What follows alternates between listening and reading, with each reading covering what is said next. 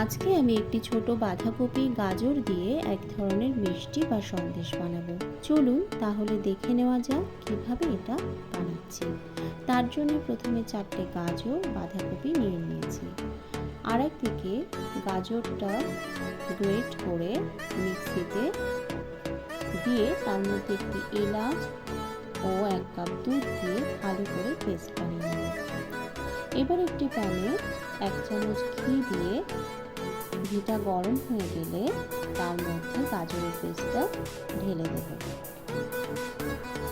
তারপরে 1 চামচ দুধ ও 2 চামচ চিনি দিয়ে ভালো করে নাড়তে থাকবো। গাজর থেকে রসটা শুকিয়ে গেলে তারপরে নামিয়ে ঠান্ডা করে এভাবে একটি রোল বানিয়ে নেব। আরেকদিকে বাঁধাকপি কুচিয়ে সেটাকে ভাপ দিয়ে নেব। এবার বাঁধাকপিটা মিক্সারে দিয়ে তার মধ্যে কিছুটা পনির গ্রেট করে রেখেছিলাম সেটা দিয়ে দেবো, আর 1 কাপ দুধ দিয়ে একটি মিহি পেস্ট বানিয়ে নেব। এবারে আরেকদিকে একটি প্যানে 1 চামচ ঘি দিয়ে বাঁধাকপির পেস্টটা ঢেলে দেব এবং গ্যাসের ফ্লেমটা লোতে রেখে এটাকে সমানে নাড়তে হবে, না হলে কিন্তু তলায় লেগে যেতে পারে। এবারে এর মধ্যে কিছুটা জাফরান দিয়ে দেব। তারপরে কয়েক ফোঁটা গোলাপ জল দিয়ে ও 1 চামচ সুজি দিয়ে দেব।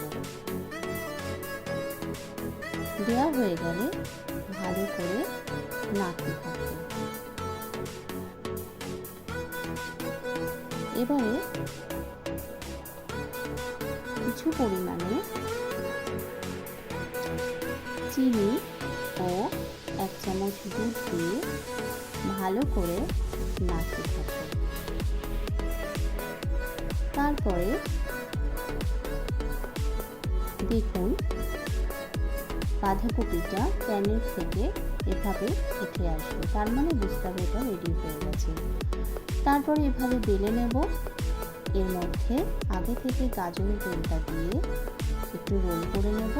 তারপরে ছুরি দিয়ে পিস পিস করে কেটে নেব। তারপরে ওর উপরে কাজু বাদাম কুচিয়ে সার্ভ করব। এটা কিন্তু খেয়ে কেউ বুঝতেই পারেনি যেটা গাজর বাঁধাকপি দিয়ে তৈরি। আপনারাও বাড়িতে ট্রাই করবেন, খেতে কিন্তু বেশ ভালো।